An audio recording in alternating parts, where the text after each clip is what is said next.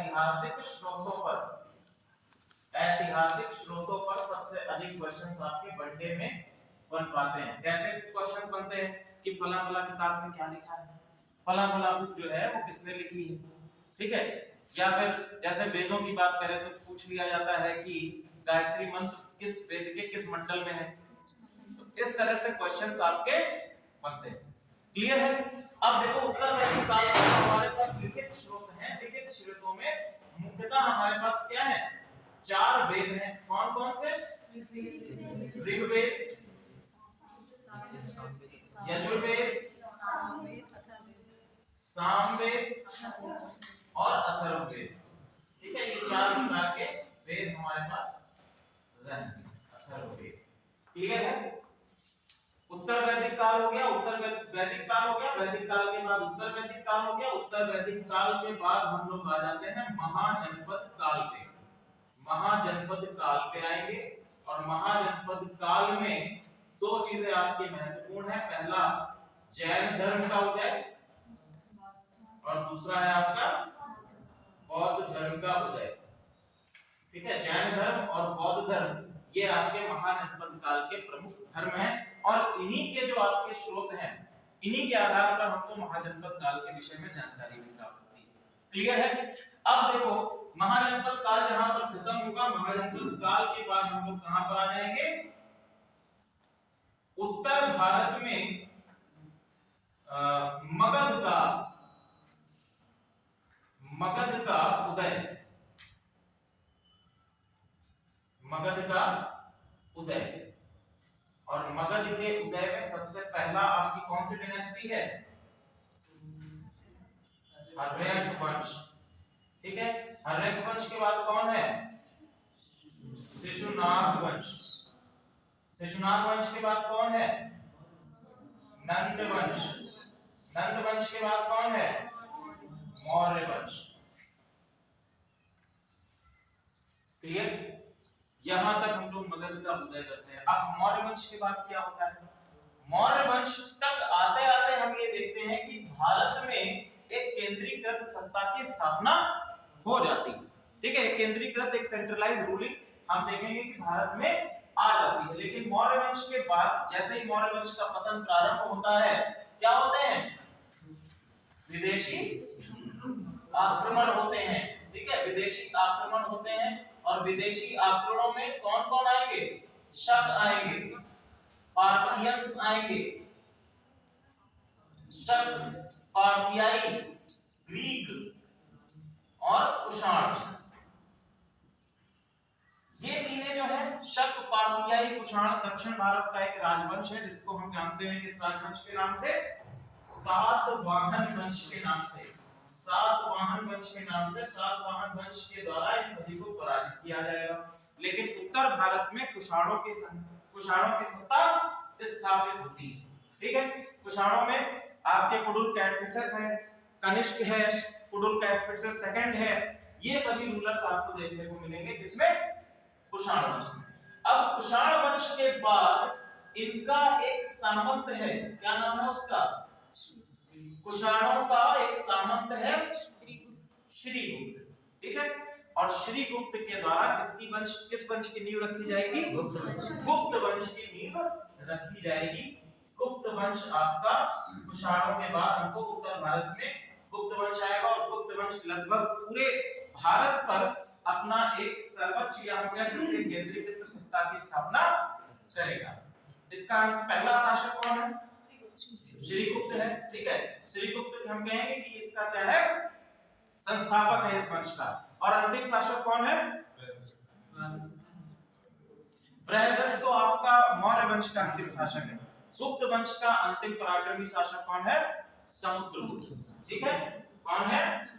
समुद्रगुप्त।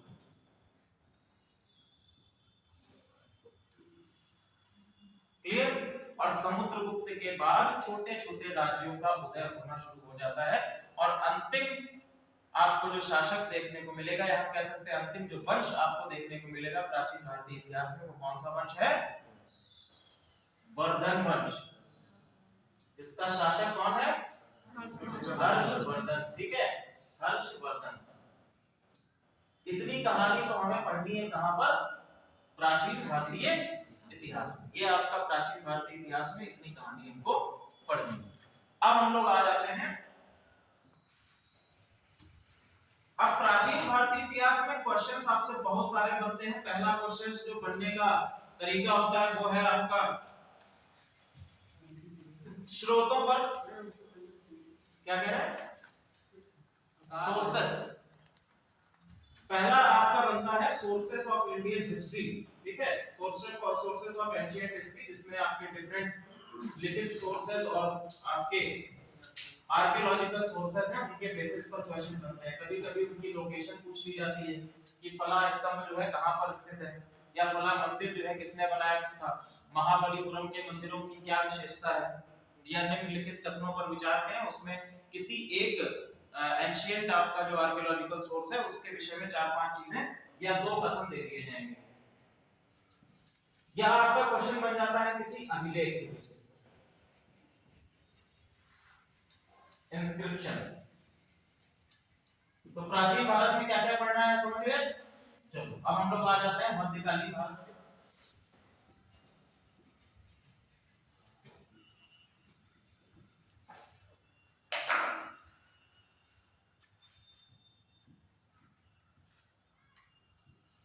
मध्यकालीन भारतीय इतिहास, मध्यकालीन भारतीय इतिहास में, मध्यकालीन भारतीय इतिहास में सबसे पहले हम लोग थोड़ा सा त्रिपक्षीय संघर्ष, सबसे पहला टॉपिक जो आपका बनता है वो है कन्नौज का त्रिपक्षीय संघर्ष। किसके किसके बीच में है ये?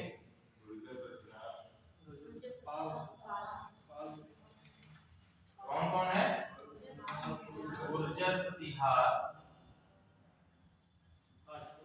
राष्ट्रकूट और पाल वंश के बीच में, ठीक है, पाल वंश के बीच में। और भी कई सारे वंश हम लोग इसमें पढ़ते हैं, पल्लव वंश पढ़ेंगे, सातवाहन भी थोड़ा बहुत हम लोग इसमें पढ़ लेते हैं। चलो त्रिपक्षीय संघर्ष आपका हो गया, पहला टॉपिक आता है। त्रिपक्षीय संघर्ष के बाद जो दूसरा टॉपिक है अरब आक्रमण, अरब तथा तुर्की आक्रमण। इसको पढ़ने से पहले हम लोग थोड़ा सा पढ़ते हैं क्या, इस्लाम का उदय, इस्लाम का उदय, अरब तथा तुर्की आक्रमण, अरब तथा तुर्की आक्रमण के बाद दिल्ली सल्तनत, दिल्ली सल्तनत, मुगल्स, या मुगल से पहले एक टॉपिक और पढ़ लीजिए ताकि आसानी रहेगी, राजपूत,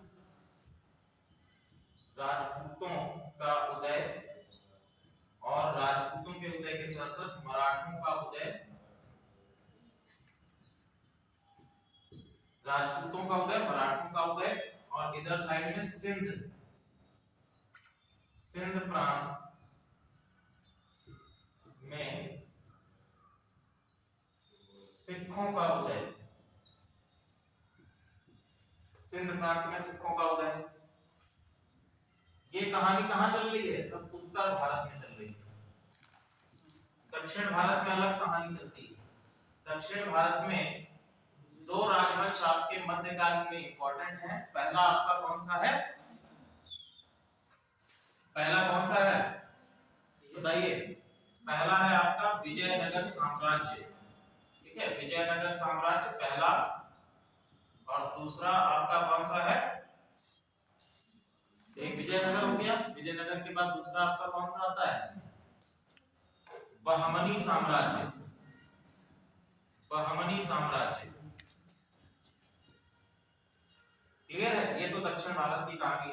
दक्षिण भारत में 3 राजवंश आपके और हैं जो कि यहाँ पर रहेंगे, चोल, चेर और पंड्या, ठीक है, इनको भी देख लीजिएगा। यहाँ पर चेर हैं, ये पंड्या हैं और ये चोल, चोल, चेर। हालांकि ये चोल, चेर और पंड्या जो हैं ये हम लोग पढ़ते हुए आएंगे प्राचीन भारतीय इतिहास से। ये मध्यकालीन भारतीय इतिहास में भी फ्री रहते हैं, मतलब स्वतंत्र रहते हैं। क्लियर? अकबर और औरंगजेब के द्वारा भी दक्षिण भारत लगभग पूरा विजय कर लिया जाता है, लेकिन फिर भी ये जो राजवंश है ये आपके स्वतंत्र रहते हैं। ठीक है, यहां तक हम लोग पढ़ने के बाद फिर आ जाएंगे मुगल। और मुगलों के साथ 1707 में औरंगजेब की मृत्यु के साथ ही आपका मध्यकालीन भारतीय इतिहास समाप्त होता है। ठीक है, इसके बाद हम लोग आ जाते हैं किस पे? आधुनिक भारतीय इतिहास तथा भारतीय स्वतंत्रता आंदोलन। और सबसे पहले हम लोग पढ़ना शुरू करेंगे आधुनिक भारतीय इतिहास को ही, क्योंकि सबसे ज्यादा जो आपके क्वेश्चंस बनते हैं वो आपके किसमें से बनते हैं? आधुनिक भारतीय इतिहास से ही सबसे ज्यादा क्वेश्चंस बनते हैं। आधुनिक भारतीय इतिहास और सेकंड आपका टॉपिक जो है भारतीय स्वतंत्रता आंदोलन।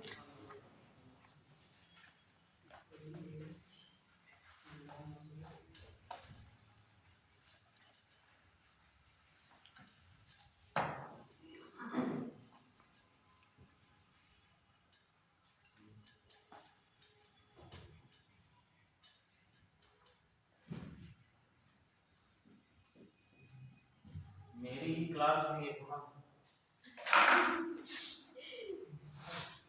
कोई बात नहीं। जब मैं सबसे पहले यहाँ पर पढ़ाने आया था तब सबसे पहले बोर्ड में ही पढ़ा था, तब हम लोगों की व्यवस्था नहीं थी कि वहाँ पर जो है बोर्ड लगा हुआ था, डिजिटल बोर्ड। काफी दिन बाद जो है स्टार्ट हुआ है वो वाला हिलता तो। हाँ, उसको तो ऐसे करके पढ़। चलिए,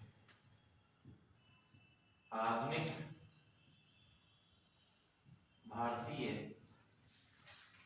इतिहास कब से कब तक का इसमें टाइम पीरियड होता है शामिल? 1707 से 1947 तक का जो हमारा हिस्टोरिकल एस्पेक्ट है वो शामिल होता है इसके अंदर। ठीक है, इसमें सबसे पहला टॉपिक डालिए भारत में यूरोपियों का आगमन।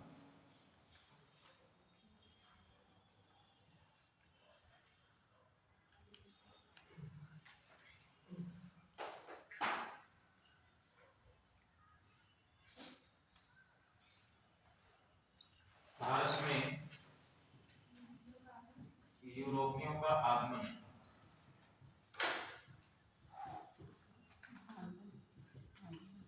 अराइवल ऑफ यूरोपियंस या advent of Europeans in India. Arrival of Europeans और advent of Europeans in India. अब देखिए, यूरोपियों के अराइवल के पीछे कारण बहुत सारे हैं, लेकिन हमारे पास इतना समय नहीं है कि हम उनको बताते रहें कि ये कारण है। ठीक है, क्लियरली आप ये समझिए, हम लोग हालांकि यूपीएससी के बैच में इसपर चर्चा कर भी चुके हैं। यहाँ पर है आपका यूरोप, इधर आपका अरब, ये पूरा अरब का क्षेत्र है। ठीक है, यहाँ पर कहीं पर आपका आएगा भारत, भारत। ठीक है, अब मेन जो आपका कारण है वो है व्यापार। वो क्या है? व्यापार। ठीक है, तो यूरोपियन कंट्रीज जब व्यापार के लिए एशिया के कॉन्टिनेंट की तरफ बढ़ते हैं तो पहला आपका जो रूट है, ट्रेड रूट है, वो क्या है? भूमि है। और भूमि वाला जो ट्रेड रूट है, यहाँ पर अरब लोगों का पहले से आधिपत्य स्थापित था, क्योंकि यहाँ पर आप देख रहे थे जिस समय पर 1600 के आसपास अंग्रेज आना शुरू करेंगे, 1600 के आसपास यहाँ कौन शासन कर रहे हैं? मुगल शासन कर रहे हैं। अब जब मुगल शासन कर रहे हैं तो ये वाला रूट अगर हम इनको भी दे देंगे, यूरोपियंस को भी दे देंगे, तो यूरोपियंस क्या करेंगे? धीरे धीरे इस रूट पर अपनी मोनोपोली स्थापित करना शुरू कर देंगे। और जो मोनोपोली अगर किसी की बनी हुई है, जो एकाधिकार भारत या हम कह सकते हैं एशिया कॉन्टिनेंट में व्यापार पर एकाधिकार जो अरबों का बना हुआ है, वो पूर्ण रूप से खत्म हो जाएगा, उस पर एक खतरा मंडराने लगेगा। तो यूरोपियंस ने क्या किया कि अपने लिए एक समुद्री मार्ग खोजी कि हम क्या करेंगे? समुद्री मार्ग के जरिए भारत के ट्रेड पर अपना स्थापत्य स्थापित करेंगे। सबसे पहले कौन आया? पुर्तगाली। इसमें आप लिख लीजिए यूरोपियों के आने का क्रम। यूरोपियों के आने का क्रम, यूरोपियों के भारत आने का क्रम। तो भारत आने का क्रम सबसे पहले कौन आए हैं? पुर्तगालियों के बाद डच के बाद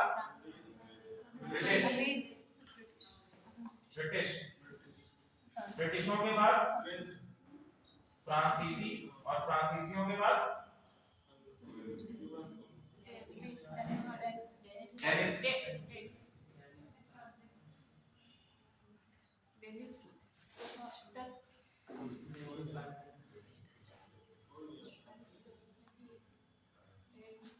फ्रांसीसी बाद में है, डेनिश पहले।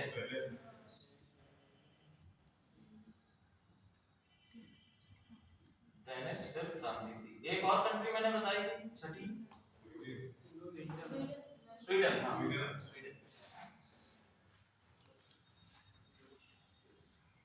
सबसे पहला डालिए पुर्तगाली। पुर्तगाली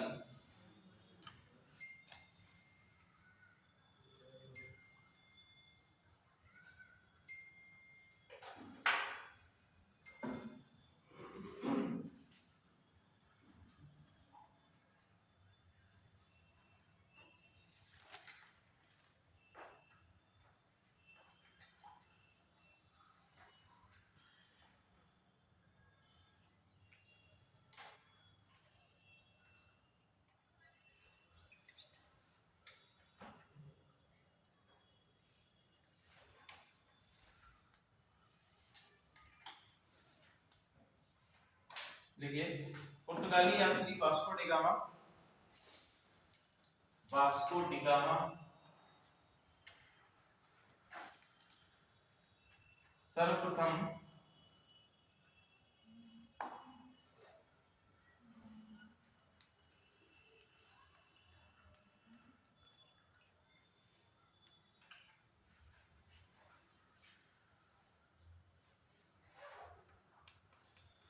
भारत के पश्चिमी तट, भारत के पश्चिमी तट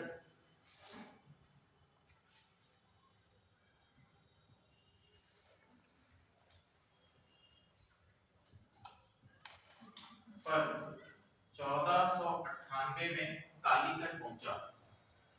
जब ये 1498 में कालीकट पहुंचा तो यहाँ का शासक कौन था? शासक है जमहूरियत। ठीक है, जमहूरियत ने भैया इसका बहुत स्वागत किया, इसको कई सारे तोहफों के साथ में वापस भेज दिया। वापस जब ये पहुंचा तो अपने पूरे यात्रा का, जर्नी का इसने कितना गुना मुनाफा कमाया? कितना? 60 गुना मुनाफा इसने कमाया। जितनी इसका प्रयास था, जितनी इसकी जर्नी थी, उस पूरी जर्नी का 60 टाइम्स मुनाफा इसने कमाया। तो वहां के जो अन्य व्यापारी थे उन्होंने भी कहा कि भैया ये आपका जो एशियन रीजन है, यहाँ पर जो मसालों का व्यापार है, इसमें तो काफी मुनाफा है, तो क्यों ना हम भी चलते हैं। तो पुर्तगालियों ने सबसे पहले अपने आप को पश्चिमी तट पर, ये जो भारत का पश्चिमी तट है, इस तट पर अपने आप को स्थापित किया। इन्होंने अपने आप को क्या संज्ञा दी? समुद्र के स्वामी, या कहीं कहीं पर आपको मिल जाएगा समुद्र के राजा, समुद्र के स्वामी या समुद्र के राजा, इन्होंने अपने आप को ये उपाधि दी। ठीक है, अब ये उपाधि क्यों दी? क्योंकि भैया इनकी जो नौसेना है वो सबसे ज्यादा क्या थी? सशक्त थी। ठीक है, उस समय सबसे ज्यादा इनका जो जहाज रानी था, वो जहाज रानी सबसे ज्यादा सशक्त थी। दैट इज व्हाई इनको क्या पुकारा गया? समुद्र के स्वामी पुकारा गया। इन्होंने सबसे पहले अपने आप को कहां पर स्थापित किया है? गोवा में स्थापित किया है। वेरी गुड, गोवा में खुद को स्थापित किया। स्थापित करने के लिए इन्होंने 3 तरीके की पॉलिसीज अपनाई। पहली पॉलिसी इनकी क्या थी? सबसे पहली पॉलिसी थी, अरे जाओ, भारत के लोगों को साथ मिलाना। सबसे पहले इन्होंने क्या किया कि भैया अगर हमें भारत के लोगों का सहयोग चाहिए तो उन्हें क्या करना होगा? अपने साथ में मिलाना होगा। इसके लिए 2 हथकंडे अपनाए। पहले तो इन्होंने उनको सेना में भर्ती किया। पहले क्या किया? सेना में भर्ती किया। दूसरा दूसरा इन्होंने कहा कि हम इनसे वैवाहिक संबंध बना लेंगे, और वैवाहिक संबंध बनाकर हम क्या स्थापित करेंगे, अपने केंद्र स्थापित करेंगे, या इनको कहा गया बस्तियां, पुर्तगाली बस्तियां। जगह जगह पर इन्होंने क्या किया, पुर्तगाली बस्तियां स्थापित करना शुरू कर दिया। क्लियर है। और इसके बाद इन्होंने क्या किया कि अपना एक पूरा, वहां की गवर्नमेंट ने क्या किया, गवर्नमेंट ने एक गवर्नर भी नियुक्त कर दिया। और पहला गवर्नर जो भारत में आया उसका क्या नाम था, Francisco de Almeida. Francisco de Almeida, Francisco de Almeida Bharat में पुर्तगालियों का सबसे पहला गवर्नर था। इसकी पॉलिसी कौन सी है, इसकी पॉलिसी कही जाती है ब्लू वाटर पॉलिसी। और ब्लू वाटर पॉलिसी के अंतर्गत इसने क्या किया, इसको हिंदी में कहते हैं शांत जल की नीति। शांत जल की नीति। इसने कहा कि देखो भैया, कि जब तक हमारा अधिकार इस पूरे समुद्र के रास्ते पर है, ठीक है। एल वाशम की एक बुक है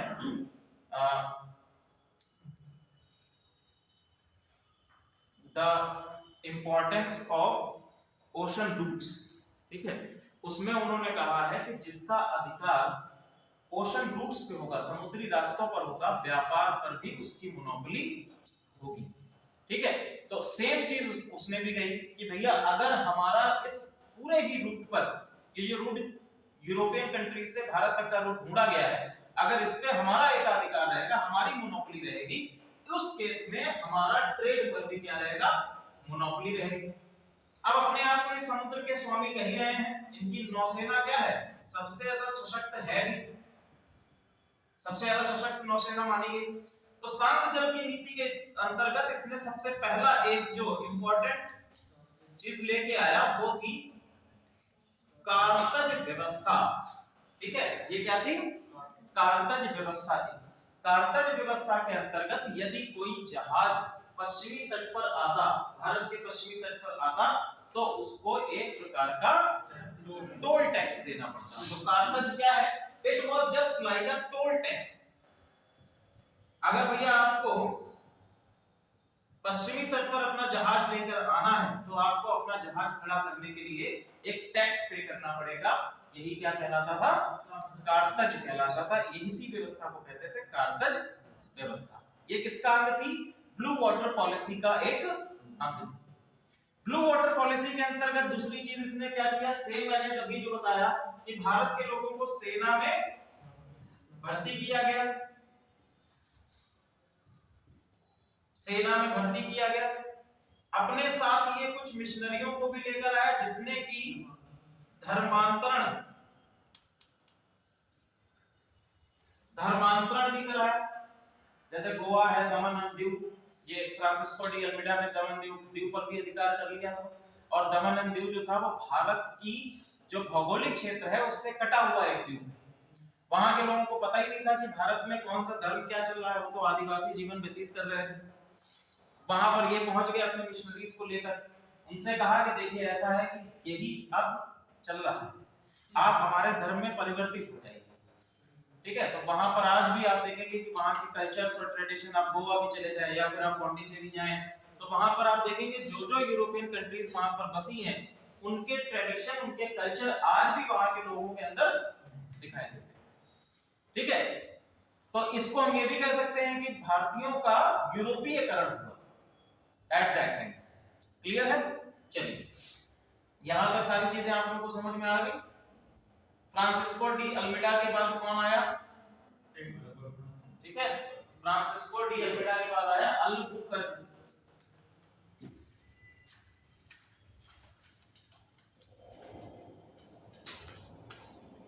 इनके जो संघर्ष है अलग अलग कंपनियों के साथ में, उनको भी एक नजर से देख लेंगे।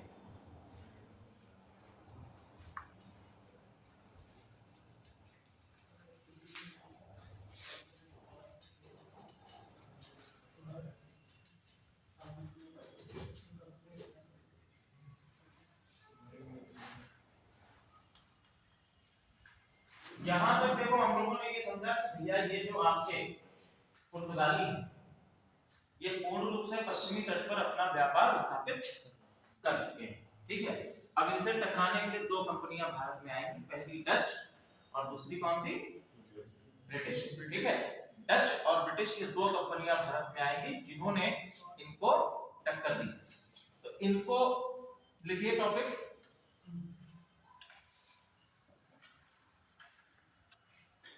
गवर्नर हो गया,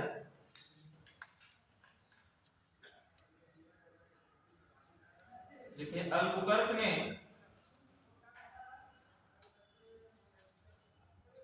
भारत पर पुर्तगाली पुरुषों को अल्बुकर्क के अंदर लिखिए। पहला हमने फ्रांसिस्को डी अल्मीडा लिखवा दिया। फ्रांसिस्को डी अल्मीडा के में आगे ब्लू वाटर पॉलिसी में क्या क्या चीजें हैं, कारतल व्यवस्था है, ठीक है, सेना में लोगों को शामिल करना है, धर्मांतरण करना है। दूसरा लिखिए अल्बुकर्क के बारे में लिखिए, पहला वैवाहिक संबंध या भारतीय पुरुषों को पुर्तगाली पुरुषों को भारतीय स्त्रियों के साथ वैवाहिक संबंध स्थापित करना। नेक्स्ट पॉइंट नंबर 2,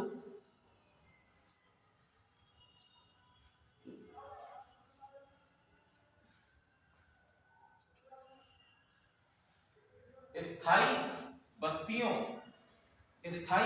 की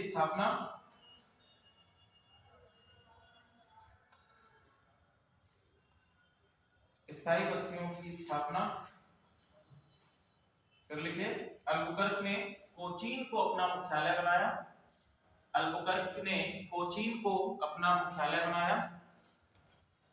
फ्रांसिस्को डी अल्मीडा के समय मुख्यालय कौन सा है, गोवा, ठीक है। इसने क्या किया, गोवा से अपना मुख्यालय किसको बना लिया, कोचीन को अपना मुख्यालय बनाया।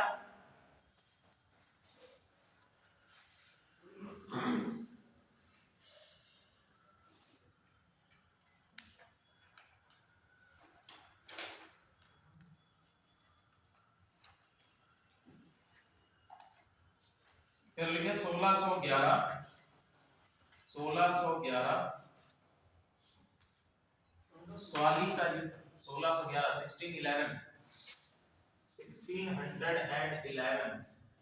स्वाली का युद्ध, बैटल ऑफ स्वाली, ठीक है। यहां से जो है पतन प्रारंभ होगा पुर्तगालियों का। अब हमने ये बताया था, अभी जब ब्रिटिशर्स को पढ़ेंगे तो ब्रिटिशर्स को हम लोग देखेंगे कि भारत में ये कब आए हैं, 1600 में आए, ठीक है। 1600 में आने के बाद ये लगातार इस चीज की परमिशन की डिमांड करते रहे कि हमें किसी तरह से भारत में अपना व्यापारिक बस्ती, अपना व्यापारिक कोठी स्थापित करने की परमिशन मिल जाए। तो इनको परमिशन मिल भी गई। सबसे पहली बस्ती को स्थापित करने की परमिशन इनको कब मिली, 1608 में। कहां पर स्थापित करने की परमिशन मिली, सूरत में। लेकिन सूरत में बैठा कौन था, सूरत में बैठे हुए थे पुर्तगाली, ठीक है। पुर्तगालियों का पूरा ही प्रभुत्व सूरत में पहले से स्थापित किया। तो जब ये पहुंचे तो इन्होंने कहा अच्छा यहां बस्ती स्थापित करोगे, भागो यहां से, भगा दिए गए। तो सबसे पहले अंग्रेजों ने अपनी पहली बस्ती कहां स्थापित करी, मसूलीपट्टनम। लेकिन मसूलीपट्टनम कहां पर था, मसूलीपट्टनम पड़ता है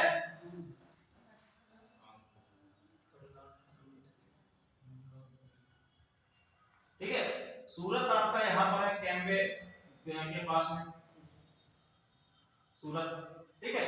और सूरत जो है अगर आप वर्ल्ड मैप पे देखेंगे तो आपका पश्चिमी तट पर है और यहां तक पहुंचने के लिए आसानी से उस समय पर पहुंचा जा सकता था। अभी भी आपकी सुएज नहर नहीं खुली, क्लियर है।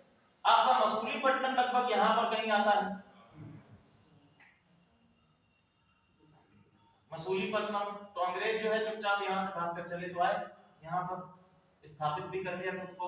लेकिन अभी भी इनके मन में क्या था कि हम सूरत पर किसी तरह से प्रभुत्व स्थापित कर लें। तो 1611 में इन्होंने एक वॉर किया जिसको हम जानते हैं स्वाली का युद्ध, और इस स्वाली के युद्ध में पुर्तगालियों की हार हुई, पुर्तगालियों की हार। बैटल ऑफ स्वाली में पुर्तगालियों की हार हो जाती है।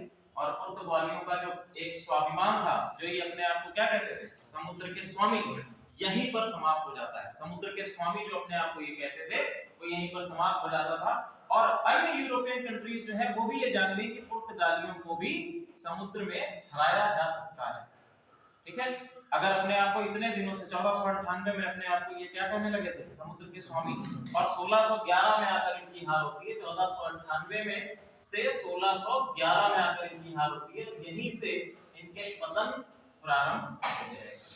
ठीक है, 1611 में ये हो गया। 1661 में लिखिए 1661 पुर्तगालियों को एक और झटका लगता है। हालांकि ये भी क्या था, एक वैवाहिक संबंध था। ठीक है, पुर्तगाली राजकुमारी है, वेरी गुड। पुर्तगाली राजकुमारी कौन है, कैथरीन। किसके साथ इसका विवाह होगा, ठीक है, ब्रिटिश 14 है, सेकंड द्वितीय चार्ल्स द्वितीय। ठीक है, चार्ल्स द्वितीय के साथ में राजकुमारी कैथरीन का विवाह होता है। और इस विवाह के बाद दरअसल ये जो टाइम पीरियड है 1611 से 1661 तक का, इस टाइम पीरियड में आपको कई सारे संघर्ष देखने को मिलेंगे पुर्तगालियों और अंग्रेजों के बीच। ठीक है, तो पुर्तगालियों ने अंततः क्या किया कि ऐसा करो कि हमको व्यापारिक लॉस भी हो रहा है, काफी सारी बस्तियां हमारे पास से जा चुकी हैं, कुछ बस्तियां फ्रांसीसियों ने छीन ली, कुछ डच आ गए थे, डचों ने भी छीन ली। तो उन्होंने कहा ऐसा है, सबसे ज्यादा शक्तिशाली इस समय ब्रिटिश है, और ब्रिटिशों के साथ यदि हम वैवाहिक संबंध स्थापित कर लेंगे, उनसे मित्रवत संबंध स्थापित कर लेंगे, तो हमें यहाँ पर व्यापार करने के लिए एक क्षेत्र मिल जाएगा। ठीक है, तो भैया इन्होंने यही किया। और इस वैवाहिक संबंध में जो हमारे देश का मुंबई है, जो आज भारत की आर्थिक राजधानी भी कहा जाता है, इसको किसको दे दिया गया, चार्ल्स द्वितीय को दे दिया गया। तो भैया ब्रिटिशों को दे दिया गया, आप इसको दहेज के रूप में रखिए। ये भारत का दुर्भाग्य है। ठीक, चलो यहां तक की सारी चीजें समझ में आ गई। और इसके बाद पुर्तगाली कहां तक सीमित हो जाएंगे, केवल और केवल कोचीन और गोवा के क्षेत्र तक ही सीमित रहेंगे। ठीक है, नेक्स्ट डालिए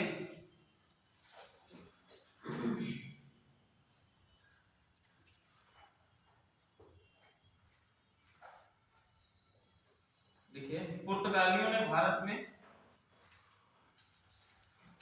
प्रिंटिंग प्रेस, पहला प्रिंटिंग प्रेस की स्थापना की। सेकंड, किस ईयर में प्रिंटिंग प्रेस की स्थापना की है पुर्तगालियों ने, 1556।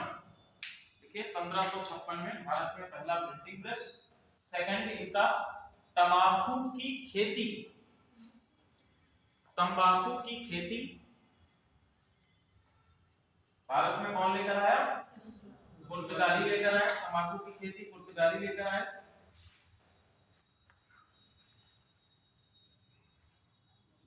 नेक्स्ट लिखिए गौथिक स्थापत्य कला, गोथिक, हाँ गोथिक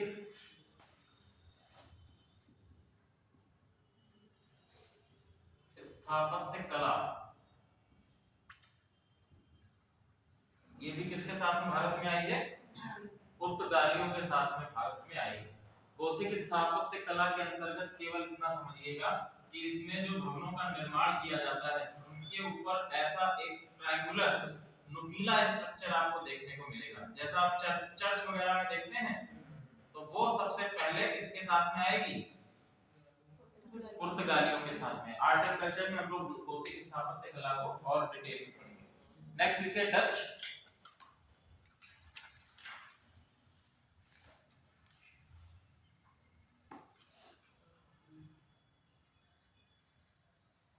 डच कहां के निवासी थे, ठीक है, लिख लो, नीदरलैंड अथवा Holland.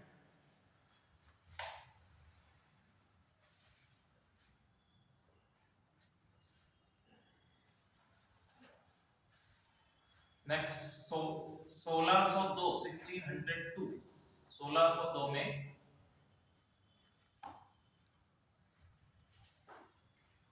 Dutch east India company की स्थापना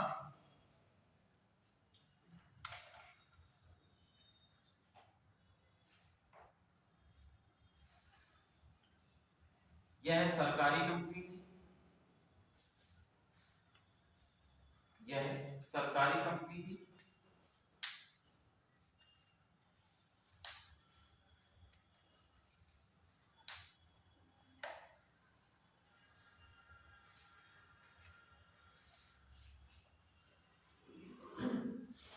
नेक्स्ट, डचों ने इंडोनेशिया को अपना व्यापारिक केंद्र बनाया।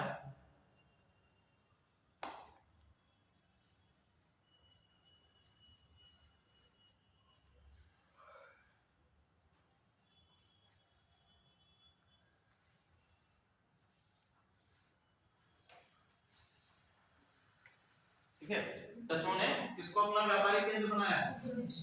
इंडोनेशिया को व्यापारिक केंद्र बनाया। लेकिन कुछ हमको देखने को मिलते हैं डच और फ्रांसीसियों के मध्य में संघर्ष हमको कहां पर देखने को मिलेंगे?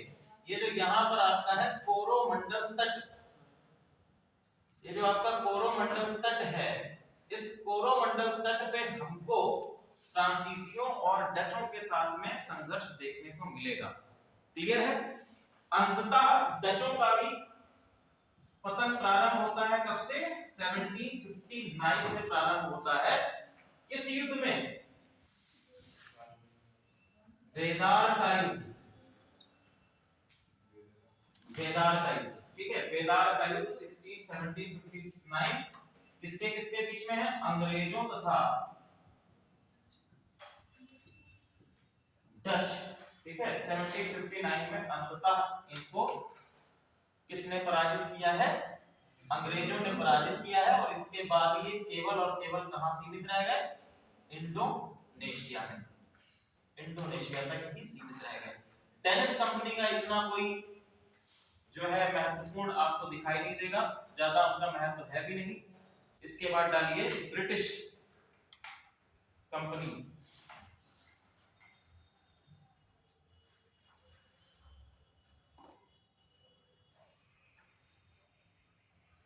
ठीक है, ब्रिटिश कंपनी 1599 में स्थापना, 1599 में स्थापना।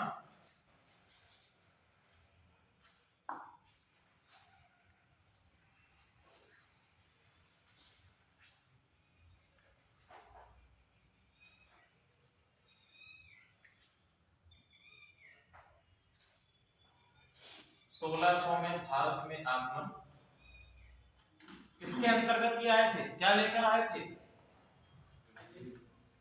क्या लेकर आए थे? वहां की जो रानी है उनसे क्या लेकर आए थे?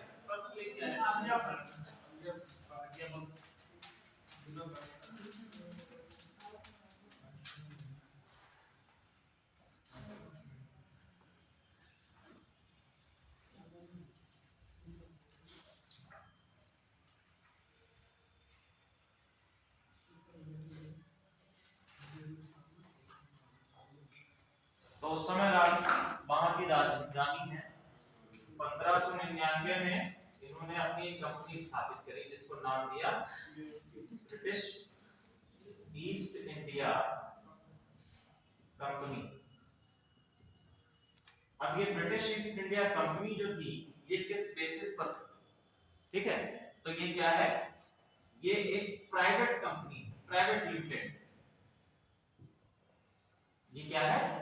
एक प्राइवेट लिमिटेड कंपनी है, एक प्राइवेट कंपनी थी जिसमें कि वहां की शासिका जो है, कौन शासिका है? एलिजाबेथ प्रथम।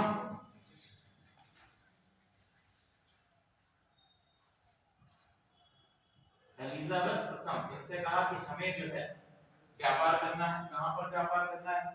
बोले हमको ईस्ट, जो आपके इंडियन सब कॉन्टिनेंट है, इंडोनेशिया के क्षेत्र हैं, यहाँ पर इन सभी जगहों पर जाकर व्यापार करना है। बोले ठीक है, कर लो जाकर व्यापार। तो इसको दिया गया एक अधिकार पत्र। क्या दिया गया? एक अधिकार पत्र प्रदान कर दिया गया और इस अधिकार पत्र के जरिए अगले 15 वर्षों तक इनको क्या दे दिया गया, आपके इंडियन सबकॉन्टिनेंट में व्यापार करने का एकाधिकार दे दिया गया। इसका मतलब क्या था, एकाधिकार प्रदान कर दिया गया कि एकाधिकार प्रदान कर दिया यानी अब ब्रिटेन से, यानी कि जो ब्रिटेन का क्षेत्र है, इस ब्रिटेन के क्षेत्र से अब कोई दूसरी कंपनी इंडिया में व्यापार नहीं कर सकती। ठीक है, किसके पास एकाधिकार रहेगा, केवल और केवल ब्रिटिश ईस्ट इंडिया कंपनी के पास ही एकाधिकार रहेगा। ठीक है, यहां तक तो कहानी सारी चलती आई। 1600 में ये भारत भी आ गए। 1600 में भारत में आने के बाद ये लगातार कोशिश करते रहे कि हमें किसी प्रकार से अपनी फैक्ट्री, या हम कह सकते हैं फैक्ट्री उस समय स्थापित नहीं की जाती थी। उस समय ये लोग क्या स्थापित करते थे, एक गोडाउन स्थापित करते थे। गोडाउन या हम कह सकते हैं भंडार गृह, जिसको नाम दिया गया है इतिहास में जगह जगह आप लोग पढ़ेंगे, या तो इसको व्यापारिक कोठी पढ़ेंगे, व्यापारिक कोठी या व्यापारिक केंद्र। ये वहां से क्या करते थे, परिष्कृत माल भारत में लेकर आते थे और उस माल को यहाँ पर केवल बेचने का काम करते थे शुरुआत में। अभी यहाँ से कच्चा माल जा नहीं रहा है, अभी यहाँ से गोल्ड नहीं जा रहा है, ये सभी चीजें अभी नहीं स्टार्ट हुई। अभी केवल वहां से सामान बन के आता था, क्योंकि हम जानते हैं कि आपके वहां पर क्या हो चुका था, औद्योगिक क्रांति या पुनर्जागरण प्रारंभ हो चुका था। और पुनर्जागरण और औद्योगिक क्रांति के बाद जब प्रोडक्शन अधिक होने लगा, जब प्रोडक्शन अधिक होगा तो क्या होगा, ठीक है, तो प्रोडक्शन अधिक होगा तो सप्लाई की आवश्यकता होगी, सप्लाई की आवश्यकता के लिए हमको मार्केट की आवश्यकता होगी, और मार्केट के लिए हमको पॉपुलेशन की आवश्यकता होगी। और पॉपुलेशन कहाँ था, पॉपुलेशन आपके इस रीजन में, ये जो आपका रीजन है इंडियन सबकॉन्टिनेंट और साथ ही साथ इंडोनेशिया है, जावा, सुमात्रा, यहाँ पर जो है पॉपुलेशन बहुत अधिक थी। कच्चे माल की उपलब्धता भी थी, कच्चे माल की उपलब्धता भी है, मार्केट भी है, तो इसी कारण से सारा व्यापार आपका इसी सेंटर में आकर रिलाई करेगा। क्लियर है, आगे चलते हैं हम लोग। लिखिए 1608 में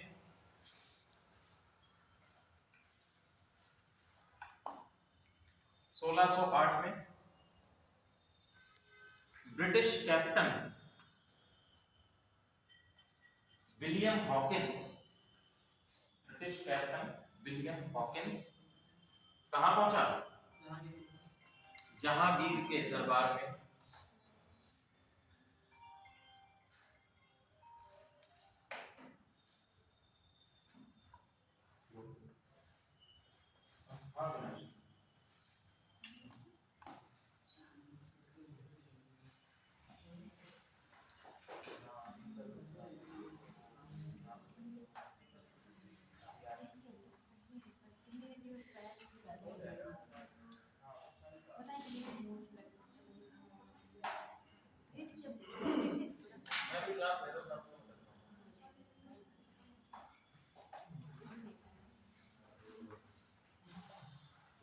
ठीक है, 1608 में जो आपका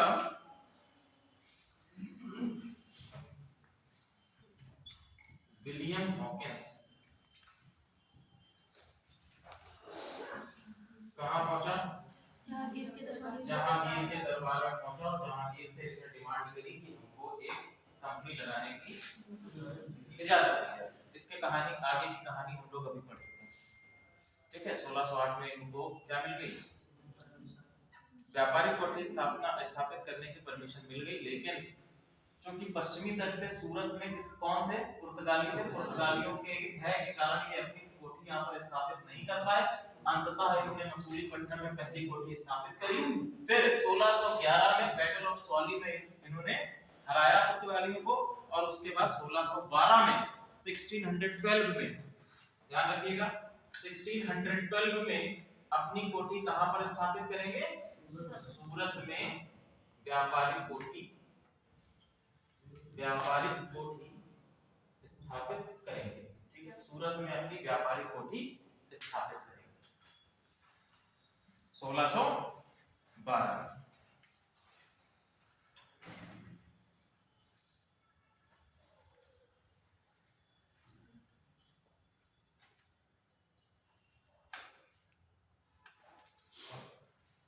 यहां तक सारी चीजें क्लियर हैं? चलिए आगे लिखिए, फ्रांसीसी कंपनी।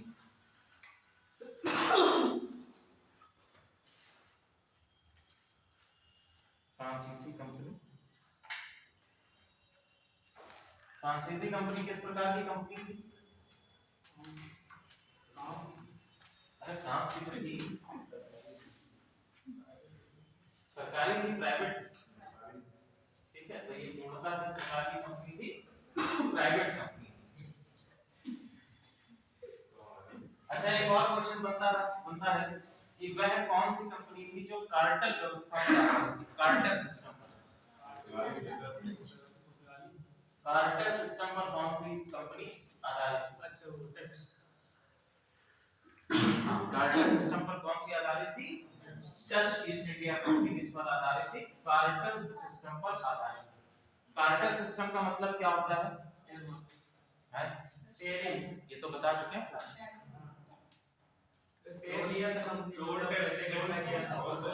अरे ये कार्तज नहीं है,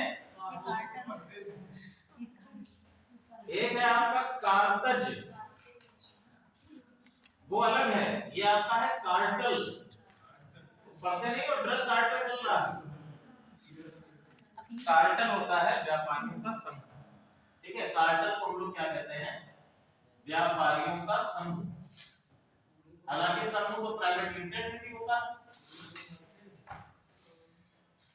समूह तो प्राइवेट लिमिटेड कंपनी में भी होता है, उसमें भी व्यापारी होता है, वो अपने आप को डायरेक्टर बना देते हैं प्राइवेट लिमिटेड कंपनी में। यहाँ पर कार्टेल में क्या होता है? कार्टेल में इनका मुख्य उद्देश्य होता है वस्तुओं के दाम को सदैव नहीं हाई रखना, उसको क्या कहेंगे हिंदी में? उच्च रखना। हमेशा क्या है, चाहे देखो ये बाकी अगर हम लोग अर्थव्यवस्था में पढ़े तो अर्थव्यवस्था में जो प्राइस होता है, प्राइस इलास्टिसिटी आप लोगों ने पढ़ी होगी, तो उसमें पढ़ा होगा कि ये डिमांड एंड सप्लाई पर बेस्ड होता है। जैसे जैसे डिमांड एंड सप्लाई पर इंपैक्ट पड़ेगा, उस वस्तु के प्राइस पर भी इंपैक्ट पड़ेगा। लेकिन यहाँ पर डिमांड एंड सप्लाई का कोई मतलब नहीं रहता। इन्होंने कहा कि जो वस्तु हम बेच रहे हैं उसका प्राइस क्या रहना चाहिए? हमेशा उच्च रहना चाहिए, हमेशा हाई रहना चाहिए, ठीक है। चाहे उसकी सप्लाई मार्केट में कितनी भी हो, उसकी डिमांड मार्केट में कितनी भी हो, हमें अपने प्राइस को हमेशा ऊपर रखना है। क्लियर है? तो ये क्या कहलाती थी? कार्टेल व्यवस्था कहलाती थी। और जो आपके डच हैं, ये इसी कार्टेल व्यवस्था पर ही, कार्टेल व्यवस्था पर ही इनकी कंपनी काम करती थी। अगली हम लोग पढ़ रहे थे फ्रांसीसी, फ्रांसीसी कंपनी लिख लीजिए।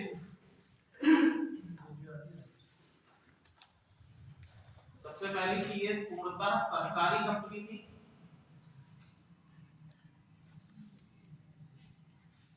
पूर्णतः क्या थी? सरकारी कंपनी थी।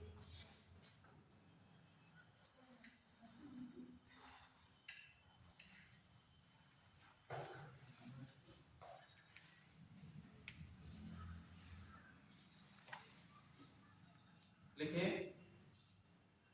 इसमें लाभ सरकार का होता था,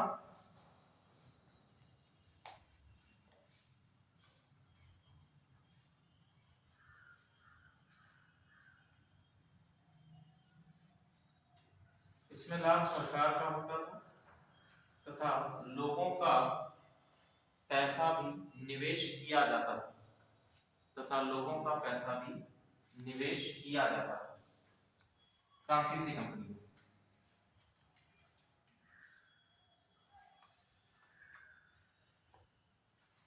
तो लिखे 1664 में, 1664 1664 1664 और शासक है लुई 14वां, लुई 14वां 1664 लुई 14वें के शासन काल में फ्रांसीसी ईस्ट इंडिया कंपनी, फ्रांसीसी ईस्ट इंडिया कंपनी की स्थापना हुई।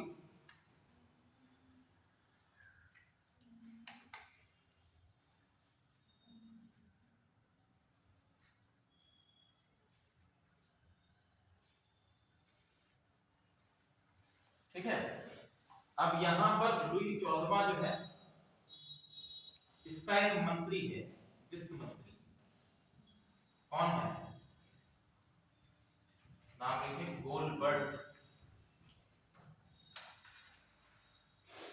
हमने ये पढ़ा था आप लोगों ने जब 1789 की फ्रांसीसी क्रांति पढ़ी होगी, तो उसमें पूर्व वंश के शासकों के विषय में पढ़ा होगा।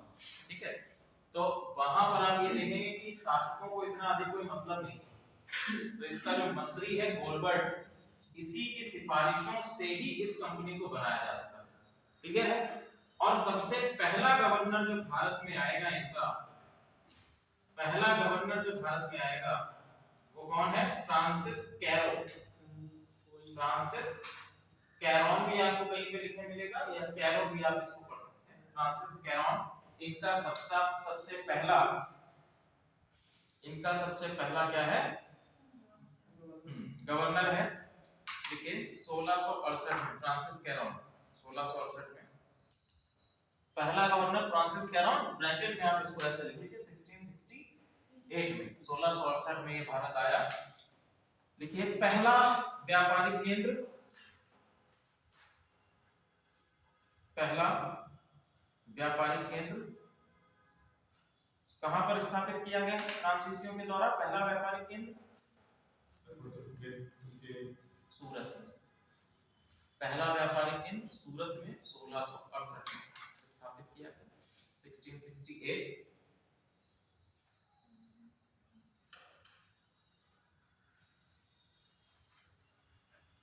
अब देखो 1668 में बुक को स्थापित तो कर दिया, लेकिन इनके सबसे बड़े दो लोग हैं, दो लोग नहीं, अब तो एक ही है, ब्रिटिश। और ब्रिटिशों के साथ में इनके 3 युद्ध होते हैं। ठीक है, 3 युद्ध हैं इनके, जिनको हम किस नाम से जानते हैं? जिनको हम जानते हैं एंग्लो कर्नाटिक वॉर से। ठीक है, 3 युद्ध कौन कौन से हैं? आंग्ल कर्नाटक युद्ध। ठीक है, आंग्ल कर्नाटक युद्ध, ये 3 युद्ध हैं जिनके बेसिस पर हम इनको पढ़ते हैं। ठीक है, आंग्ल कर्नाटक युद्ध पे हम लोग आएंगे आगे चलते।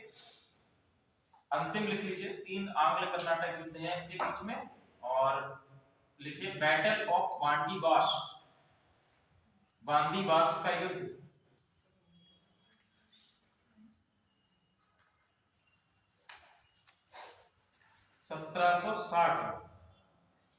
वांदीवास का युद्ध 1760 अंग्रेजों के द्वारा फ्रांसीसियों की पराजय, अंग्रेजों के द्वारा फ्रांसीसियों की पराजय।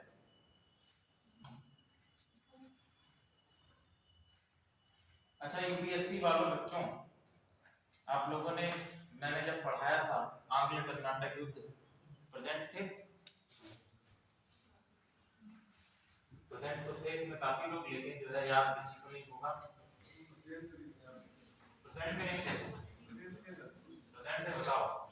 प्रथम आंग्ल कर्नाटक युद्ध कब से कब तक? हाँ, वेरी गुड। प्रथम आंग्ल कर्नाटक युद्ध कब से कब तक है? 1746 से 1747 तक, 1747 तक।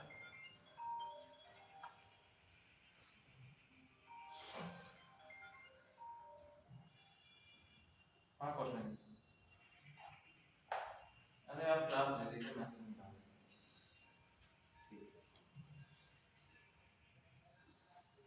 ठीक है,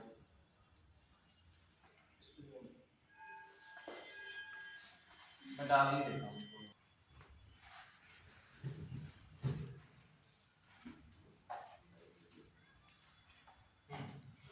अब देखो यहाँ पर जब हम लोग पढ़ते हैं आपका प्रथम कर्नाटक आंग्ल कर्नाटक युद्ध, तो किसके किसके बीच में है?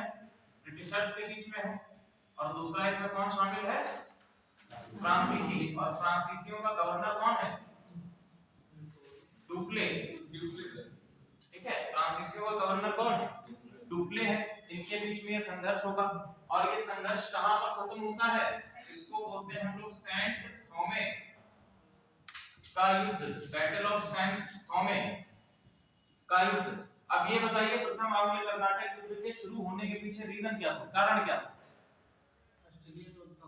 ठीक है, तो कारण क्या था? प्रथम आंग्लो कर्नाटक युद्ध का कारण है ऑस्ट्रिया का उत्तराधिकार युद्ध। क्या कारण है? ऑस्ट्रिया का उत्तराधिकार युद्ध। जो यूरोप में ऑस्ट्रिया है वहां पर एक उत्तराधिकार का युद्ध प्रारंभ होता है। अब हम ये जानते हैं कि हमारा पड़ोसी जिस तरह का होगा उसी तरह से हमारी व्यापारिक गतिविधियां भी होगी, साथ ही साथ उतने ही सशक्त हम भी होंगे। दैट इज व्हाई दोनों ही कंट्रीज ये चाहती थी कि ऑस्ट्रिया में शासक जो है वो हमारी पसंद का, कि जो हमारा पक्षधर हो। और ऑस्ट्रिया का सीन ये था कि वहां पर एक महिला शासिका को मनोनीत किया जा रहा था। तो दोनों ही जो आपके ब्रिटिशर्स और फ्रांसीसी यूरोप में, ये युद्ध जो है इनके बीच में यूरोप में हो रहा है, लेकिन इसका प्रभाव हमको कहां पे दिखाई देगा? आज के भारत में भी दिखाई देगा। दोनों कंपनियां यहां पर भी है, दोनों के बीच में युद्ध प्रारंभ हो गया। क्लियर? और खत्म क्यों हुआ? क्योंकि यहाँ पर ऑस्ट्रिया का उत्तराधिकार युद्ध जब खत्म हो गया 1749 में, तो इनके बीच में ये भी समाप्त। क्लियर? दूसरा आपका युद्ध आ जाता है सेकंड लिखिए 1749 से 1754। इसका कारण लिखिए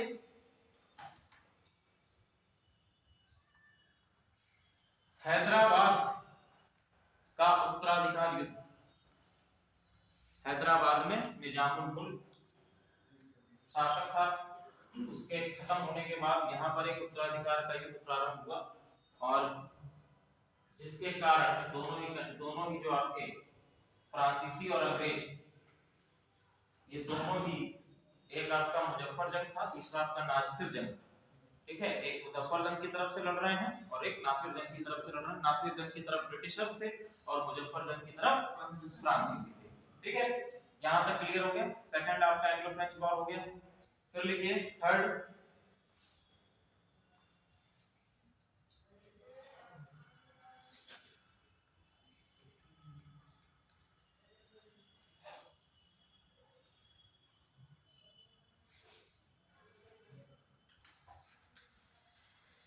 युद्ध का कारण लिखिए यूरोप में सप्तवर्षीय युद्ध। यूरोप में सप्तवर्षीय युद्ध, 7 years battle in Europe, it was the cause of this third Anglo-Carnatic war। Third Anglo-Carnatic war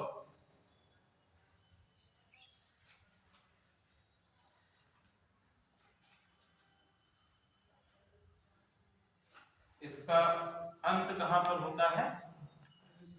इसका अंत होता है वांतीवाश के युद्ध से। ठीक है, आउटकम जो आपका है वो क्या है? वांतीवाश का युद्ध। चलो ये भी हमारे कवर हो। थर्ड तीनों आपके एंग्लो कर्नाटिक वॉर भी कवर हो। इसको घर पे जाके आप लोग पढ़िएगा भी, अगर कोई चीज नहीं समझ में आएगी तो वो पूछ लीजिएगा। अब इन तीनों ही युद्धों में फ्रांसीसियों के हारने का प्रमुख कारण कभी-कभी, वैसे तो ये आपका टॉपिक यूपीएससी का है, कभी-कभी कारण पूछ लिया जाता है कि तीनों जो आपके एंग्लो कर्नाटिक वॉर हुए, इन तीनों ही एंग्लो कर्नाटिक वॉर्स में एक कुशल नेतृत्व होते हुए भी फ्रांसीसियों की हार। क्यों भैया? पहले में जीत गए थे, लेकिन अंततः तो हार ही माना जाएगा ना उसको। पहले में जब डुप्ले जीत गया, ठीक है, तो उस तरफ से रॉबर्ट क्लाइव आ गया और रॉबर्ट क्लाइव में जो उस समय घेराव हुआ था, किसका घेराव कहा जाता है? अरे सेंट थॉमे के पास जो एक घेराव हुआ था, जोर से बोलना नहीं, ठीक है, चलो खैर, कहने का मतलब ये था कि जो आपका मॉरिशस से, फ्रांसीसियों का एक केंद्र मॉरिशस में भी था, तो फ्रांसीसियों ने मॉरिशस से अपनी एक सेना को बुलाया और सेना के साथ में कौन आया था? ब्रूनो। ठीक है, इधर से जब आपका ये युद्ध हो रहा था, इसको कहते हैं अंबर का घेराव। अंबर का घेराव, तो यहाँ पर जो है पूरी तरह से फ्रांसीसियों की फौज, एक इधर से ब्रूनो चलाया था मॉरिशस से, ठीक है, और आपका यहाँ पर डुप्ले भी बैठा हुआ है। इन लोगों ने पूरी तरह से फ्रांसीसियों को, सॉरी, अंग्रेजों को परास्त कर दिया। लेकिन अंग्रेज ये जानते थे कि हर चीज का एक क्या हो सकता है, एक हल निकाला जा सकता है, और वो हल काहे से निकाला जा सकता है? वो निकाला जा सकता है रिश्वत से, वो निकाला जा सकता है पैसे से। तो इन्होंने क्या कहा, ब्रूनो से कहा तुम अपनी सेना को लेकर वापस मॉरिशस चले जाओ, यहाँ जो हो रहा है उसमें दखल-अंदाजी करने की आवश्यकता नहीं, और उसके लिए हम तुमको कितना पैसा देंगे? 50 लाख रुपए देंगे। अब ये सब थे सरकारी आदमी।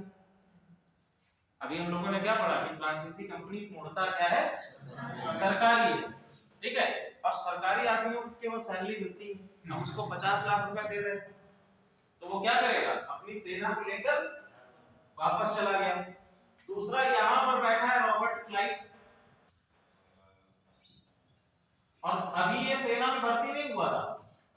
रॉबर्ट क्लाइव जो है, रॉबर्ट क्लाइव एक क्लर्क था, और उसने देखा कि यहाँ तो हमारा देश हार जाएगा, अगर यहाँ पर हम हार गए तो ये पूरी तरह से हमारे लिए क्या होगा? एक प्रॉब्लमेटिक सिचुएशन बन जाएगी। रॉबर्ट क्लाइव तुरंत यहाँ आ गया, बोला इसको इस तरीके से नहीं, इस तरीके से आए। तो रॉबर्ट क्लाइव जब अपनी सेना लेकर यहाँ पर पहुंचा, तो पहले ही इनकी सेना भाग चुकी थी, डुप्ले अकेला बढ़ गया, और डुप्ले की सरकार ने भी कह दिया कि अब वहां पर आप युद्ध मत करिए, युद्ध खत्म कर दीजिए। तो अंततः हम क्या कहेंगे कि यहाँ पर फ्रांसीसियों की हार ही तो हुई है। हालांकि उन्होंने इनिशियल रूप से विक्ट्री हासिल करी, लेकिन अंततः क्या हुआ? हार हो गई। और फिर दोनों ही देशों के बीच में जब ऑस्ट्रेलिया का जो आपका उत्तराधिकारी युद्ध समाप्त हो गया, तो उन्होंने दोनों ने क्या किया? एक शांति वार्ता स्थापित कर ली कि अब कोई युद्ध हो ही नहीं सकता। अब जो आपने जगहें फ्रांसीसियों से छीनी थी, फ्रांसीसियों जीती थी, अंग्रेजों ने उनको वापस कर दी। लेकिन अगले साल फिर युद्ध प्रारंभ हो गया। दोनों कंपनी चाहती थी कि हमारा वर्चस्व बना रहे। ये केवल और केवल संसाधनों की लड़ाई है।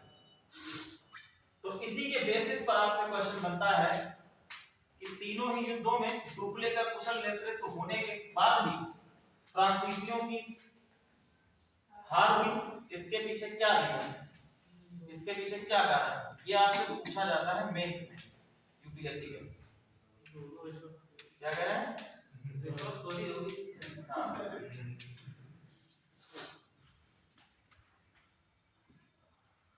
चलिए, यहाँ पर सारी चीजें हम लोग क्लियर हैं। आगे कहाँ पर जा रहे थे? अगली कंपनी पढ़ लेते हैं।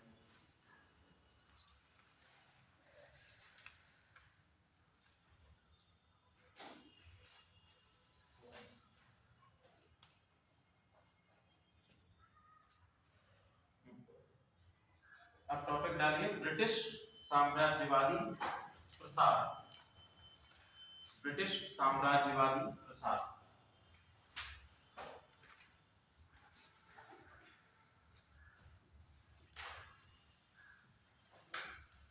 देखो मैं बहुत तेजी से निकला हूं, आप लोगों को स्पीड पकड़नी होगी। ये टॉपिक जो है वो 2 दिन का है, लेकिन बहुत ही कम समय में इसको कवर हुआ। बहुत छोटे छोटे फैक्चुअल जो चीजें हैं वही मैंने आप लोगों को इसमें बताई, और भी कई सारे फैक्ट्स हैं वो भी आप लोगों को देखने होंगे, आप लोगों को पढ़ना होगा। सबसे अच्छा आपके लिए जो जगह है जहां से आप पढ़ सकते हैं अपनी आरओ एग्जाम के लिए, वो है आपकी स्पेक्ट्रम। ठीक है, आपसे मैं बार बार कहूंगा कि जो भी आप लोगों को टॉपिक पढ़ना है हिस्ट्री में, यदि आप लोगों को कम समय में आरओ के क्वेश्चंस हल करने हैं तो स्पेक्ट्रम उठाओ और उसको चार्ट डालो। ठीक है, स्पेक्ट्रम के साथ साथ एक और केवल पढ़ लेना, घटना चक्र।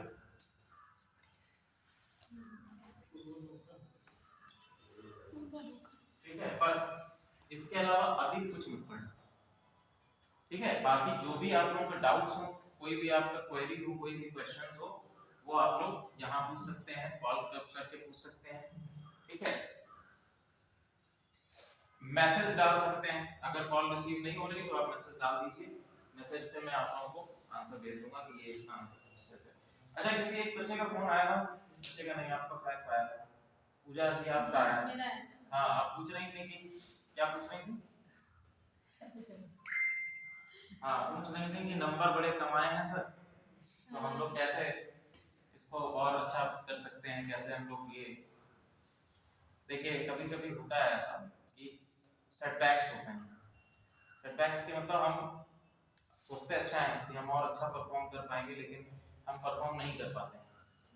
तो उन चीजों में आप ऐसा ना सोचिए कि मेरे नंबर कम आए हैं तो एग्जामिनेशन में मैं ये जानना था कि इतने कम समय में कैसे अच्छा परफॉर्मेंस कर पाए। तो उसके लिए आप लोगों को ज्यादा, देखिए ज्यादा पढ़ने की आवश्यकता नहीं। हम लोग क्या सोचते हैं, हम लोग जब पढ़ना शुरू करते हैं तो सोचते हैं अभी एग्जाम आ रहा है, क्या क्या पढ़ डालें, क्या क्या पढ़ डालें, कुछ मत पढ़िए, ठीक है। कुछ मत पढ़िए, इन सब चक्करों में मत पढ़िए कि हमें बहुत पढ़ना है, बहुत पढ़ना है। केवल क्रीम आप देखिए, आप लोगों को जो क्लासेस में पढ़ाया जा रहा है वो देख लीजिए। बाकी केवल और केवल मैंने आप लोगों को स्टार्टिंग वाले डे में बताया था कि केवल और केवल प्रैक्टिस क्वेश्चंस, जितना क्वेश्चंस इस समय आप लगा पाएंगे वही आप लोगों के लिए बेनिफिशियल होगा। पढ़ा हुआ तो आप एग्जामिनेशन टाइम पे जाकर ऑलरेडी भूल ही जाएंगे। ये तो मैं आपको सच्चाई बता रहा हूँ कि जो आप क्लास में पढ़ना है वो भी आप एग्जामिनेशन में भूल जाओगे। याद केवल आपको वही रहेगा जो क्वेश्चंस आप लोग लगाएंगे, केवल उतना ही याद रहेगा। बाकी कुछ भी आप लोगों को याद नहीं रहने वाला है, ये मेरी गारंटी है, क्योंकि हम लोग भी उस फेज से गुजरे हैं जिस फेज में आप लोग हैं। कभी हम भी दर्शक दीर्घा में बैठा करते थे, आज यहाँ पर खड़े हैं वो अलग की बात है। खैर चलिए, हम लोग बात कर रहे थे ब्रिटिश साम्राज्यवादी प्रसार के बारे में। ब्रिटिश साम्राज्यवादी प्रसार में हम लोग केवल ये चीज देखते हैं कि किस तरह से ब्रिटिशर्स ने, जो कि सबसे पहले किसके लिए आए थे भारत में, केवल और केवल इनका प्रारंभिक उद्देश्य था ट्रेड, व्यापार, लेकिन धीरे धीरे खुद को इन्होंने किसने स्थापित कर लिया, भारतीय राजनीति में भी स्थापित कर लिया। भारतीय राजनीति में हस्तक्षेप कर स्वयं को इन्होंने भारत में एक उपनिवेशिक शासन या औपनिवेशिक शासन स्थापित किया। ठीक है, औपनिवेशिक शासन क्या होता है इसके विषय में सभी लोग जानते हैं। औपनिवेशिक शासन होता है और दूसरा होता है उपनिवेश। ठीक है, औपनिवेशिक शासन एक प्रणाली है और उपनिवेश क्या होता है, वो कंट्री होती है जो उस प्रणाली के अंतर्गत आती है। ठीक है, मान लीजिए ये आपका ब्रिटेन है और ये आपकी है इंडिया। तो ब्रिटेन ने इंडिया पर जब औपनिवेशिक शासन लागू किया तो ये आपका क्या हो जाएगा, ये उपनिवेश हो जाएगा। ठीक है, ये क्या हो जाएगा, उपनिवेश हो जाएगा। किसका उपनिवेश हो जाएगा, ब्रिटेन का उपनिवेश हो जाएगा। और ब्रिटेन ने भारत को अपना एक उपनिवेश बनाया। ठीक है, तो कौन कौन से ऐसे क्षेत्र हैं जहां पर ब्रिटिशर्स ने अपने आप को स्थापित किया है। सबसे पहला क्षेत्र कौन सा है, ये वाला क्षेत्र है जिसको हम किस नाम से जानते हैं, बंगाल के नाम से जानते हैं। दूसरा क्षेत्र आपका कौन सा है, मुंबई।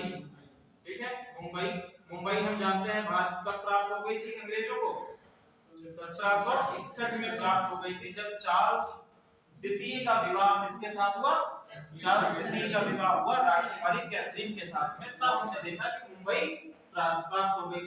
तीसरा आपका क्षेत्र आता है ये मद्रास, और मद्रास इनको कैसे प्राप्त हुआ, मद्रास का जो क्षेत्र था, मद्रास का क्षेत्र पूर्णतः फ्रांसीसियों के कब्जे में था। ठीक है, जब हमारा 1763 में आंग्ल फ्रांसीसी संघर्ष खत्म हुआ, किसके साथ में, बांदीबाश के युद्ध के साथ में। तो बांदीबाश के युद्ध के बाद जो आपके फ्रांसीसी हैं वो केवल और केवल पंडिचेरी इस तरफ है, किसी तरफ है, इधर है ना, अरे वो यमन और माहे, पंडिचेरी तीन चीजों को मिलाकर रखता है ना, पंडिचेरी, यमन और माहे। ठीक है, तो यमन और माहे शायद यहाँ पर है और पंडिचेरी यहाँ पर है। मैप में देख लेना, दिमाग से पंडिचेरी यहाँ पर है, यमन और माहे इधर है। ठीक है, तो खैर जो आपके फ्रांसीसी हैं वो केवल और केवल पौंडीचेरी के रीजन में ही क्या हो जाएंगे, रह जाएंगे। तीसरा आपका आ गया बंगाल का क्षेत्र, और बंगाल के क्षेत्र में दो आपके बैटल इंपॉर्टेंट है। पहला है आपका 1757 का प्लासी का युद्ध। प्लासी का युद्ध कहने को तो ये युद्ध है, लेकिन ये युद्ध था ही नहीं। और दूसरा आपका कौन सा है, 1764 का बक्सर का युद्ध, बैटल ऑफ बक्सर। ठीक है, ये दो इंपॉर्टेंट बैटल हैं। बक्सर के युद्ध के बाद हमने देखा कि यहाँ पर अंग्रेजों को बंगाल, बिहार और उड़ीसा, इन तीनों जगहों की क्या प्राप्त हो जाएगी, दीवानी राइट्स प्राप्त हो जाएगी। कल की क्लास में इसके आगे हम लोग डिस्कस करना प्रारंभ करेंगे। ठीक है, बाकी इस टॉपिक को आप लोग ये पूरा यहाँ तक पढ़ के आइएगा। भारत में यूरोपियों का आगमन और इसमें रिलेटेड जो भी क्वेश्चंस होंगे वो आप लोग पूछ लीजिएगा। बाकी नोट्स मैं आप लोगों को शाम तक इसके सेंड कर दूंगा। Okay, thank you class.